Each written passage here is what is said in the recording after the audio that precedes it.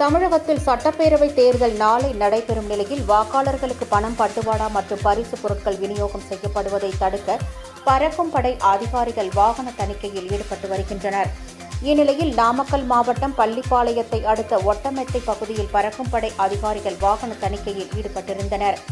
நள்ளிரவில் அந்த வழியாக வந்த சரக்கு வாகனத்தை நிறுத்தி சோதனை செய்தபோது வாகன ஓட்டுநர் தப்பி ஓடியதால் சந்தேகமடைந்த பறக்கும் படை அதிகாரிகள் வாகனத்தில் இருந்த அட்டை பெட்டிகளை பிரித்து பார்த்தபோது அதில் சுமார் 4010 புடவைகள் அடுக்கி வைக்கப்பட்டிருப்பது தெரியவந்தது. இதன் மதிப்பு சுமார் 13 லட்சம் ரூபாய் என கூறப்படுகிறது. இதனை அடுத்து பறக்கும் படை அதிகாரிகள் வாகனத்தை பறிமுதல் செய்து குமாரபாளையம் தேர்தல் அலுவலர் குமரனிடம் ஒப்படைத்தனர். இதுகுறித்து பறக்கும் படை அதிகாரிகள் அளித்த புகாரின் பேரில் போலீசார் வழக்கு பதிந்து விசாரணை மேற்கொண்டு வருகின்றனர்.